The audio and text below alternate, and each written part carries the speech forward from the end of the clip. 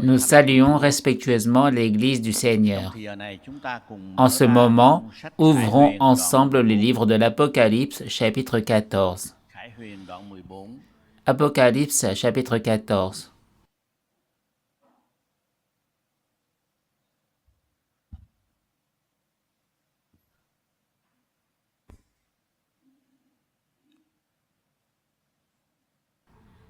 Le contexte d'Apocalypse, chapitre 14, verset 12, à la suite des prophéties des passages précédents jusqu'à ce chapitre 14,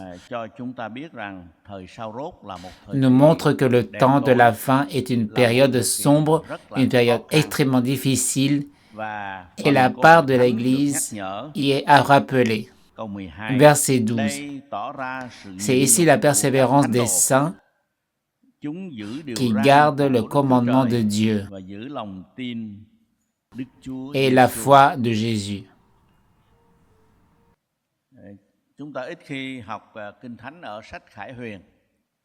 Nous étudions rarement la Bible dans le livre de l'Apocalypse, surtout les passages avant le chapitre 14 qui parlent des fléaux terribles qui s'abattront sur ce monde, tant dans la nature que dans la vie humaine, remplie de mort et de destruction. Les habitants de la terre meurent comme des mouches. Il y a des expressions très fortes qui sont employées. Et dans ce contexte-là, l'apôtre Jean met ici un accent particulier. C'est ici la persévérance des saints qui gardent les commandements de Dieu et la foi de Jésus. Dans un contexte de persécution et de difficultés venant de toutes parts, où les épreuves surgissent de tous côtés, un rappel spécial nous est adressé. Nous devons persévérer avec patience. Je le dis selon une version de traduction plus récente. Le mot patience, en réalité, est souvent mal compris, car on pense que supporter signifie subir l'humiliation. Certains jeunes disent même en plaisantant que se mettre en colère rend stupide. En fait, la persévérance patiente n'exprime en rien une quelconque humiliation. La patience est une qualité noble, particulièrement pour les enfants de Dieu, que nous devons mettre en pratique.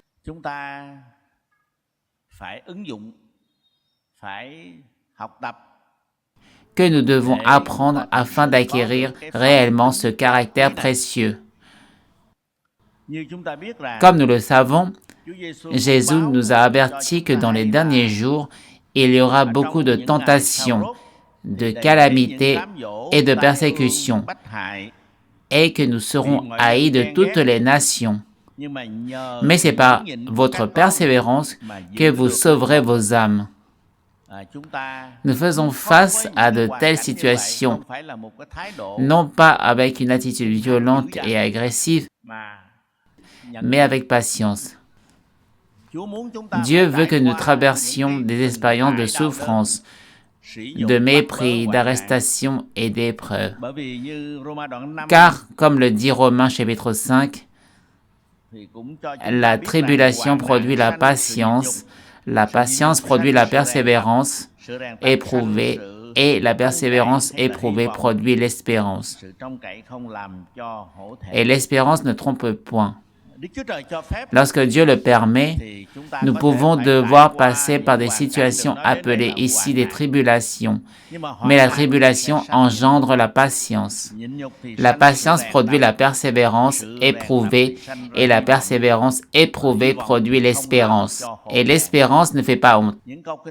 Ces paroles de l'Écriture sont vraiment un équipement nécessaire pour chacun de nous. Lorsque nous faisons face à des situations difficiles,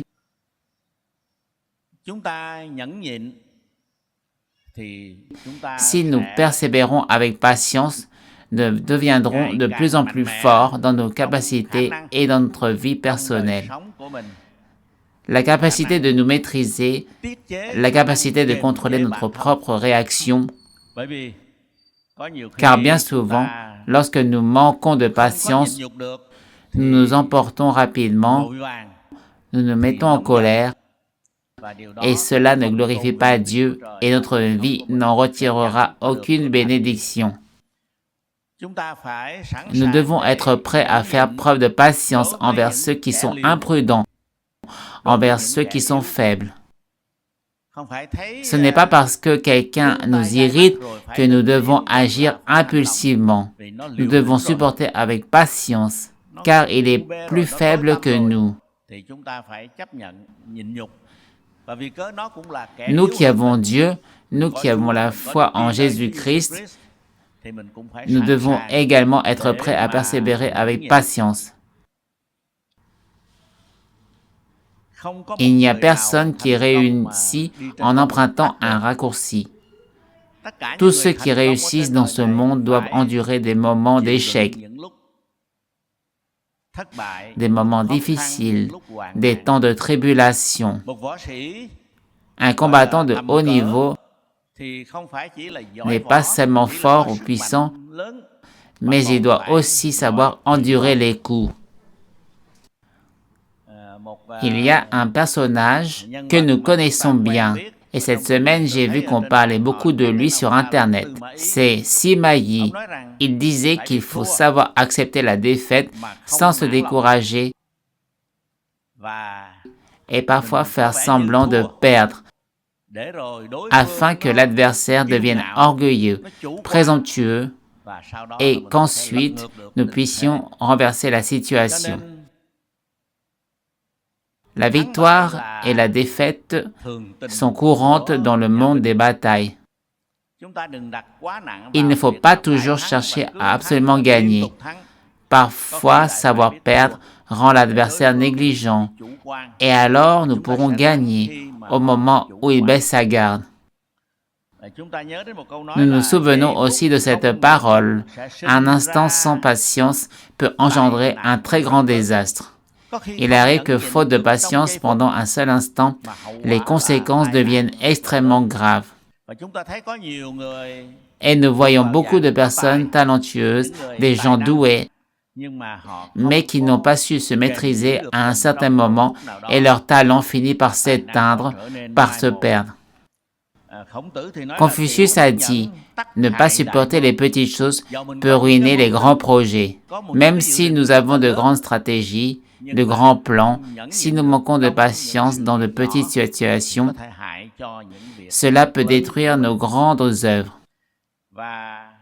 Et un grand homme a aussi dit que celui qui ne sait pas garder la patience dans son cœur porte toujours un feu intérieur. Il suffit d'un léger souffle de vent pour qu'il s'embrase. De même, si dans notre cœur nous gardons ce feu, le feu de l'amertume, le feu de la colère, alors il ne faut pas un vent très fort. Un simple souffle suffit pour faire éclater la colère et conduire à de grands désastres. C'est pourquoi nous demandons au Seigneur de nous aider, nous qui sommes enfants de Dieu, à suivre ce qu'il a enseigné. Voici la persévérance des saints. Ce sont ceux qui gardent les commandements de Dieu.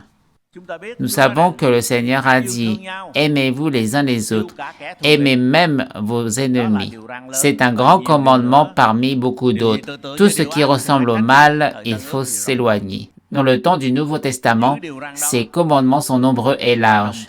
Nous devons les garder en même temps, garder la foi en Jésus-Christ, en fixant constamment nos regards sur Jésus comme notre fondement et notre aboutissement. Nous pouvons alors traverser les humiliations et les souffrances,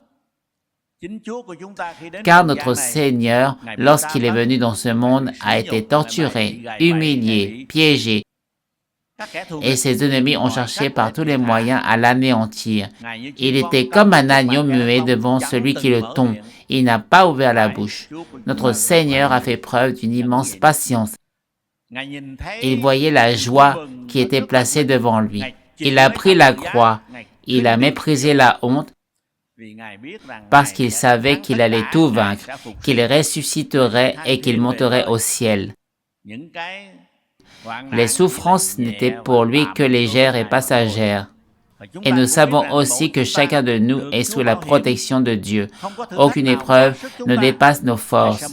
Il ouvre un chemin de sortie afin que nous puissions les supporter. Mais le Seigneur ne nous épargne pas les tribulations ni les épreuves, car il a sa manière de former et de forger ses disciples. C'est pourquoi chacun de nous demande au Seigneur de nous accorder suffisamment de grâce pour livrer le bon combat et achever la course. Comme Paul l'a dit dans 2 Timothée chapitre 4 verset 8, il ne se décourageait pas face aux épreuves et aux difficultés, car ce sont des choses inévitables dans les derniers temps. Paul a aussi dit dans 2 Timothée chapitre 3 que dans les derniers jours, il y aura des temps difficiles. Les hommes seront égoïstes, amis de l'argent, orgueilleux, arrogants, ennemis des gens de bien, traîtres. Nous ne devons pas en être surpris, car cela a déjà été annoncé. Et dans Luc chapitre 21, des versets 9 à 19, le Seigneur a déclaré que c'est par la persévérance que nous garderons nos âmes. Le Seigneur ne nous exempte pas des difficultés. Ainsi, à l'avenir, l'économie traverse des crises. Si la vie devient difficile, ne nous plaignons pas. Le Seigneur nous donnera la force afin que nous puissions supporter, car il nous garantit sa protection. Et même si le parcours de notre vie, comme le Seigneur l'a dit, peut être rempli de tempêtes et de vagues, il nous assure que nous arriverons au port de la paix. C'est lorsqu'il y a de grandes vagues et de violentes tempêtes que l'on reconnaît la véritable capacité du marin que l'on voit sans talent. Pour ceux qui sont déjà forts, les épreuves sont plus grandes, tandis que pour ceux qui sont encore faibles, ce sont les tempêtes plus petites. Mais quelle que soit la situation, le Seigneur dit « Je ne t'abandonnerai pas, je ne te délaisserai pas ». Si nous ne savons pas persévérer dans les petites situations, si nous ne savons pas supporter les petites humiliations, alors nous ne deviendrons rien de valable. Au cours de la semaine passée, quelqu'un m'a dit « Je me souviens que le pasteur a parlé d'un personnage qui, confronté à un voyou méprisable, s'est humilié et s'est caché. Cela paraît vraiment honteux, mais plus tard, cet homme est devenu un grand héros. Il est revenu et a retrouvé celui qui l'avait humilié de manière très cruelle. En réalité, c'est une histoire de la vie réelle. Un homme fut nommé magistrat de district et sachant que l'autre gardait toujours les mêmes vices, corruption et abus de pouvoir, il le fit décapiter. Il s'est vengé en utilisant la loi pour le punir.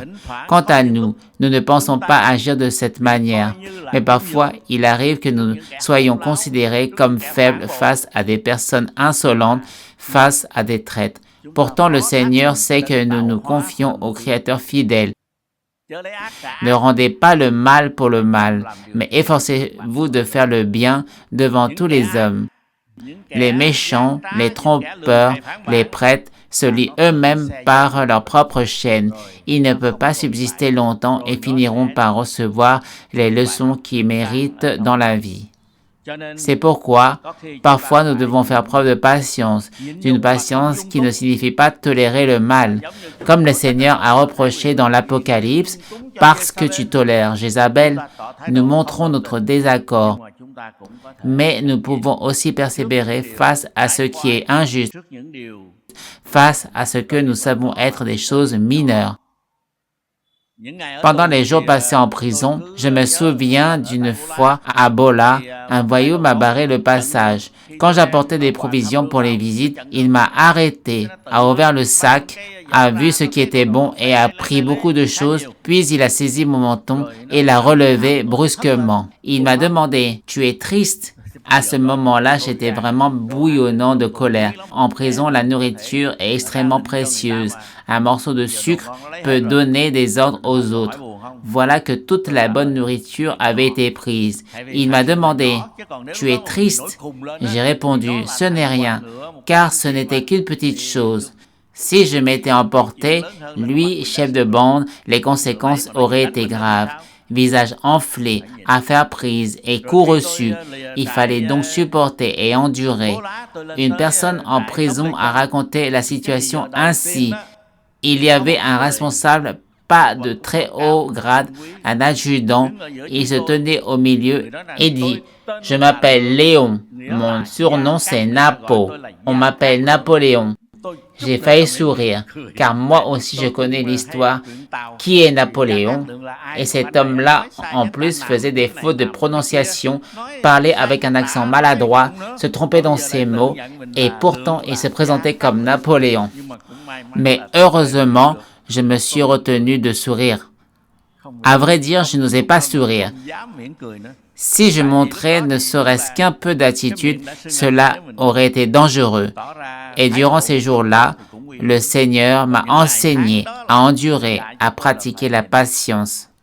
Il faut endurer devant les personnes arrogantes, devant les gens téméraires. Il faut endurer. Et c'est une qualité considérée comme extrêmement importante, une qualité qui doit être forgée, qui doit être entraînée. Ainsi, Dieu a de nombreuses manières de nous former, de nous façonner, afin de développer cette patience. Moïse, par exemple, est devenu l'homme le plus humble de toute la terre. Cela n'a pas été facile, mais il fallait qu'il en soit ainsi pour pouvoir conduire 2 millions d'Israélites hors d'Égypte. Un dirigeant qui ne sait pas endurer, qui ne sait pas supporter les petites choses, comment pourrait-il accomplir de grandes choses? Jésus-Christ est venu dans le monde avec toute autorité. Il pouvait envoyer 12 légions d'anges pour le défendre, mais il ne l'a pas fait. Il a choisi d'endurer. C'est pourquoi nous demandons au Seigneur de nous aider à lire la Bible et à appliquer ses enseignements dans notre vie. Revenons maintenant au passage que nous lisons dans Hébreux, chapitre 12. Il y a des enseignements extrêmement précieux pour nous, comme ceci. Ainsi donc, puisque nous sommes environnés d'une si grande nuée de témoins, rejetons tout fardeau et le péché qui nous enveloppe si facilement et courons avec persévérance l'épreuve qui nous est proposée. Et ayons les regards fixés sur Jésus, le chef et le consommateur de la foi, c'est-à-dire le Seigneur qui, pour la joie qui lui était proposée, a enduré la croix, a méprisé l'ignominie et qui maintenant est assis à la droite de Dieu.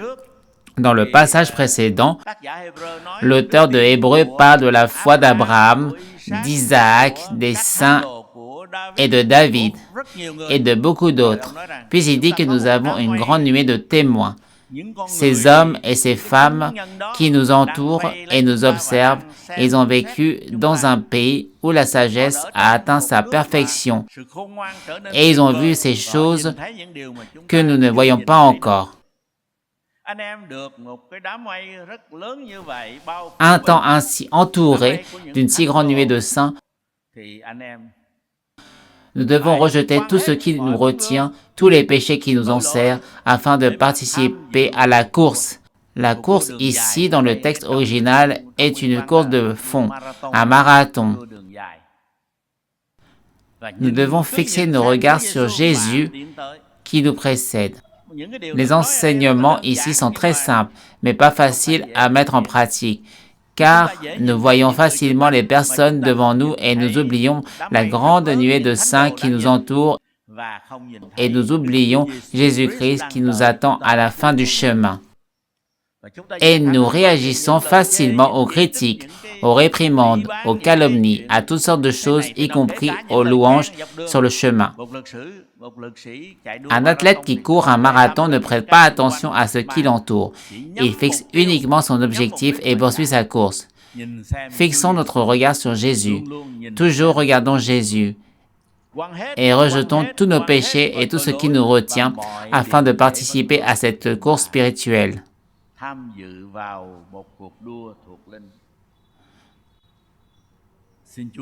Que le Seigneur nous aide chacun à appliquer cela dans notre vie.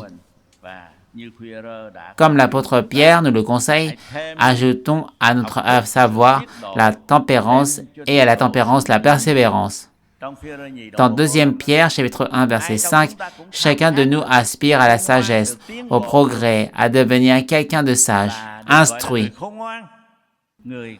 Mais souvent, c'est un piège. Un petit diplôme, un peu de reconnaissance. et l'orgueil peut surgir facilement. Ici, il est dit, ajoutez à votre connaissance la tempérance, le contrôle de la parole, la maîtrise de la pensée et vivez avec modération. Et ensuite, ajoutez à la tempérance la persévérance. Plus on apprend, plus on comprend. Plus on a d'opportunités pour se préparer, plus nous devons prier pour que le Seigneur nous garde dans la persévérance.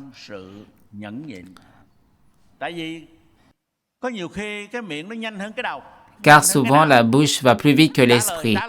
Elle répond trop vite et cela peut entraîner des situations très mauvaises et honteuses. C'est pourquoi la sagesse est nécessaire. Mais avoir de la connaissance implique la tempérance. Et avoir la tempérance doit aller de pair avec la persévérance. L'apôtre Pierre nous conseille et nous devons beaucoup apprendre de lui. Pierre, à l'origine, était peu instruit, mais il parlait avec conviction. Et nous voyons que sa seconde lettre est un texte absolument remarquable.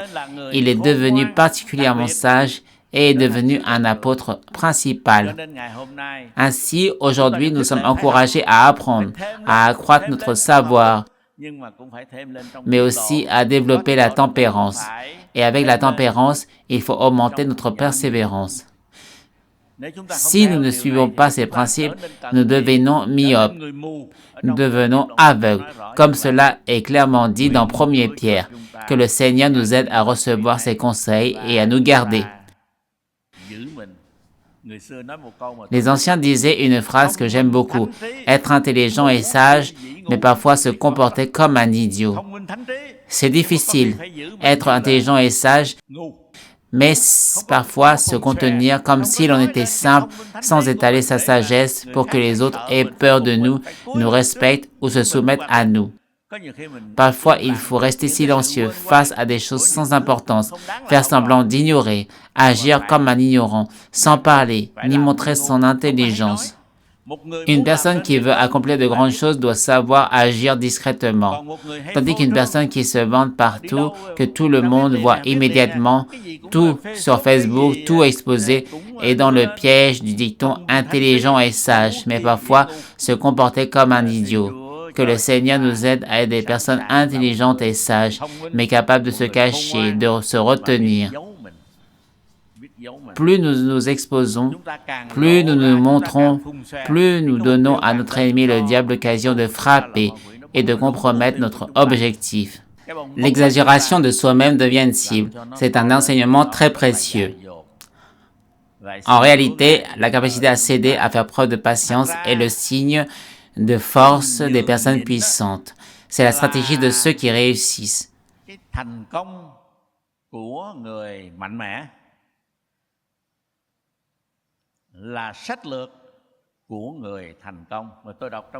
Comme j'ai lu sur Internet, cela nous rappelle que la patience est un comportement d'effort et qu'elle doit être une stratégie de vie pour suivre ses objectifs.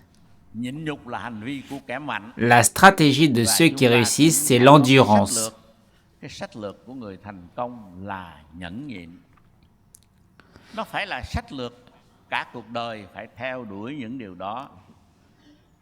Lorsqu'on célèbre un mariage, on voit que les deux parties échangent des alliances. Je me souviens qu'un sage expliquait que l'intention ancienne était la suivante. L'alliance n'est pas qu'un bijou. Elle symbolise la patience et l'endurance. Comme le cercle de la bague, l'amour vrai demande de supporter, pardonner et persévérer face aux épreuves. C'est très beau. Les deux personnes se mettent mutuellement des bagues pour rappeler que les deux doivent savoir faire preuve de patience. Sans patience, le foyer n'est plus un foyer, mais devient un véritable fourneau. C'est pourquoi une famille ou une vie peut échouer à cause du manque de patience. Face à un adversaire, il faut être prudent. Cet homme a une grande qualité. Il sait très bien être patient. Croyez-moi, faire face à quelqu'un qui maîtrise la patience, c'est extrêmement difficile. Attention, même si on essaie de l'intimider, de le rabaisser ou de lui jeter des reproches, il reste patient. Il faut vraiment faire attention. Nous qui suivons Jésus devons être habiles dans la patience. Si nous ne savons pas être patients dans les petites choses, nous ne pourrons pas réussir dans les grandes. Que le Seigneur nous aide à mettre en pratique tous les enseignements de la Bible. Dans Jacques 1, versets 2 à 4, il est dit que lorsqu'arrivent les épreuves multiples, il faut les considérer comme une occasion de joie parfaite, car l'épreuve de votre foi produit la patience. La patience doit être menée à son terme afin que vous soyez parfaits et accomplis sans manquer de rien. Considérez des épreuves multiples comme une joie. Est-ce que vous aimez les épreuves? Une épreuve par-ci, une épreuve par-là, suffit déjà à nous donner envie de mourir, n'est-ce pas? Nous supportons cela très difficilement. Mais si les épreuves arrivent au point d'être innombrables, sans prévenir, sans nous laisser le temps de nous préparer, surgissant soudainement, alors considérez-les comme une joie parfaite, car l'épreuve produit la patience. Tout le monde pense être quelqu'un de patient, mais c'est seulement quand les difficultés surviennent, quand les épreuves arrivent, qu'on le découvre vraiment. Ainsi, lorsque les épreuves multiples viennent à vous, elles entraînent et développent en vous la patience. C'est une chose digne de réjouissance. Épreuves, tribulations, difficultés, bienvenue. Pouvons-nous vraiment les accueillir ainsi? C'est difficile, n'est-ce pas? Mais cela vient de l'Écriture, ce n'est pas l'opinion de Jacques, ni celle d'un homme, c'est le Saint-Esprit qui a inspiré ces paroles. Lorsque des épreuves multiples surviennent soudainement, considérez-les comme une joie parfaite, car l'épreuve de votre foi produit la patience.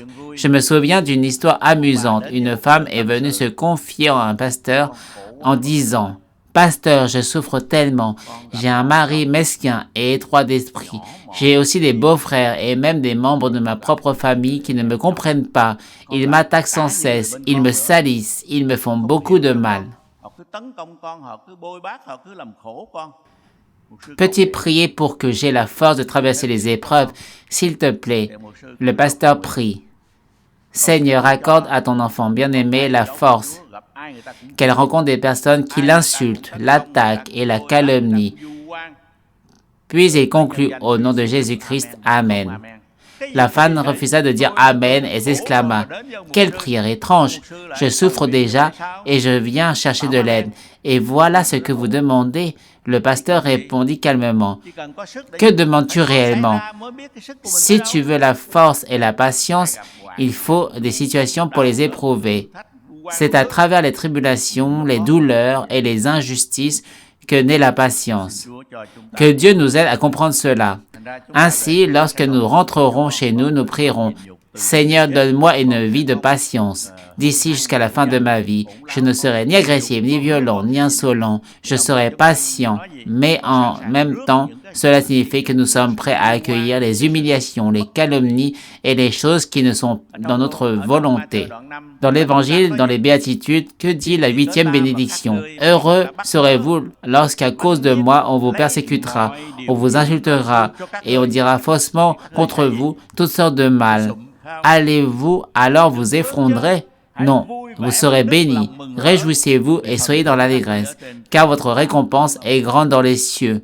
Moi-même, j'ai dû écouter tant de paroles douloureuses, tant de tristesse et de peine. » On me demande souvent: « Pasteur, priez pour moi, pour ceci, pour cela. » Alors, que faire maintenant?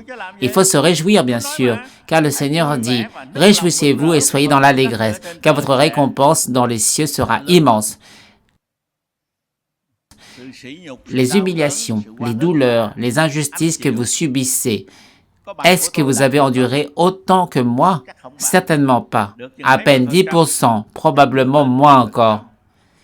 Mais alors, peu importe, n'est-ce pas?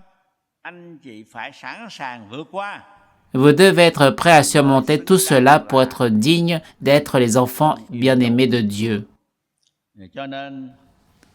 Ainsi, comme il est dit dans Éphésiens chapitre 4, verset 2, « En toute humilité et douceur, avec patience, vous supportant les uns les autres avec charité, vous efforçant de conserver l'unité de l'esprit par le lien de la paix. Que dit le texte exactement? Soyez patients jusqu'au bout. En général, nous arrivons à être patients pour 2 ou 3 choses seulement. 3 choses, c'est déjà beaucoup, n'est-ce pas? La règle du 3 est dépassée. Écoutez, si une situation supplémentaire survient, notre réaction naturelle serait de riposter. Mais ici, il s'agit de patience, au-delà de patience, accompagnée d'amour, utilisant la paix pour garder l'unité du Saint-Esprit. Dans notre Église, il y a souvent beaucoup de personnes avec des opinions différentes. Les personnes peuvent avoir parfois jusqu'à 10 opinions différentes. Mais nous devons faire preuve de patience, avec amour et nous soutenir mutuellement. Il faut préserver la paix dans l'Église. Si le moindre conflit surgit et que chacun laisse son orgueil s'élever, alors l'Église ne sera plus ce qu'elle doit être. Ainsi, la patience est une vertu très précieuse que tout le monde ne peut pas pratiquer. Mais nous demandons au Seigneur de nous la donner, depuis la maison jusqu'à l'extérieur. Et il nous bénira. David, par exemple, n'a eu besoin que d'un seul jet de pierre pour atteindre précisément le point faible de Goliath, et il est tombé, mort. Mais pour que ce jet soit juste et assez puissant, il a fallu de nombreux essais, des milliers de lancers ratés afin de réussir parfaitement. Et ce n'est qu'au moment opportun que l'action unique produit l'effet voulu. Comme le disait Simaï. La semaine dernière, j'ai lu un texte de Simaï. Il disait que pour brandir son épée une seule fois avec efficacité, il faut la polir pendant près de 20 ans, 12 ou 13 ans. Ainsi, nous devons pratiquer la patience et l'entraînement et au moment opportun, manifester cette vertu de patience qui est précieuse aux yeux de Dieu dans notre vie. Et dans Proverbe 16:7, vous vous souvenez de ce verset, n'est-ce pas? Quand l'Éternel est favorable aux voies d'un homme, il dispose même ses ennemis à la paix avec lui. C'est un verset biblique extrêmement charmant. Prions pour que notre caractère, notre comportement soit agréable à Dieu. Même s'il y a des gens qui nous détestent, ce n'est pas grave. Avec le temps, ils finiront par admettre pleinement et respecter notre conduite. Si dans un conflit où 2 parties se font face et se poussent, la situation peut sembler intense, mais pas de panique. Posez votre force en Jésus-Christ et il combattra pour vous. Ainsi, cela n'est pas un problème.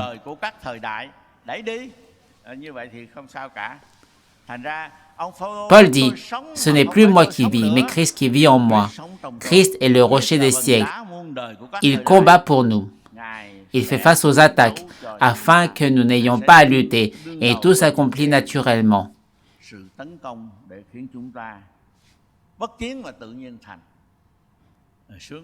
Quelle joie, n'est-ce pas?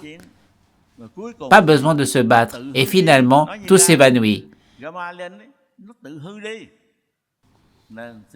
Prions pour que nous ayons une foi ainsi, pour être ceux dont Paul parle, ceux qui ont combattu le bon combat, achevé la course, gardé la foi.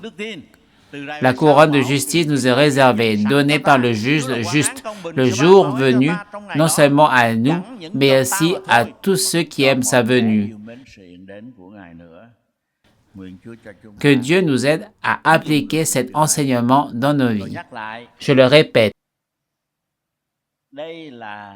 c'est une période particulièrement difficile et nous devons laisser Dieu combattre pour nous. Cela révèle la patience des saints. Ils observent les commandements de Dieu et gardent leur foi en Jésus-Christ. Même si la patience seule est précieuse, ils vont plus loin. Ils gardent aussi les commandements. Ils ne font pas le mal, mais aiment ce que Dieu ordonne et gardent leur foi en Jésus. Regardez Jésus. Il ne perd jamais. Nous aussi, nous triompherons avec gloire, tout comme Paul et les saints ont triomphé. Amen. ước chi tôi thuật truyền tuyệt đôi xa. Ô lạ sự vinh quang kia vô giá, bởi Chúa Giêsu soi lòa.